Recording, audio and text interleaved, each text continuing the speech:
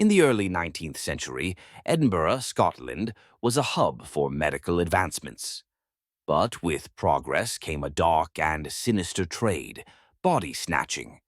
Medical schools desperately needed cadavers for dissection, but strict laws only allowed the use of executed criminals. This created a black market for fresh bodies, and grave robbers, known as resurrectionists, dug up corpses to sell to eager anatomists.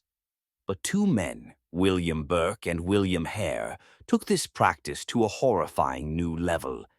Instead of raiding graves, they eliminated the middle step entirely. They started murdering people.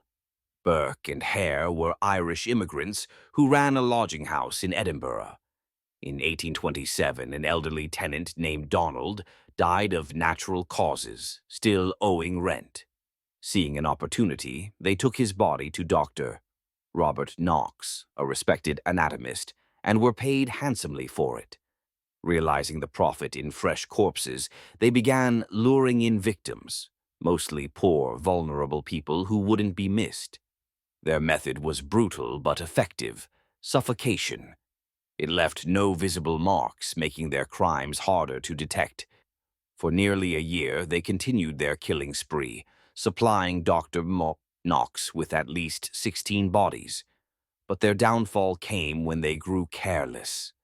A lodger discovered a fresh corpse and alerted authorities. Burke and Hare were arrested. To save himself, Hare turned on Burke, testifying against him in exchange for immunity. Burke was sentenced to death and, in a twist of fate, his body was dissected in an anatomy class, just like his victims. This case led to major reforms in medical laws, ending the reign of body snatchers. Today, Burke's skeleton is still on display in Edinburgh, a chilling reminder of a time when the dead weren't safe in their graves.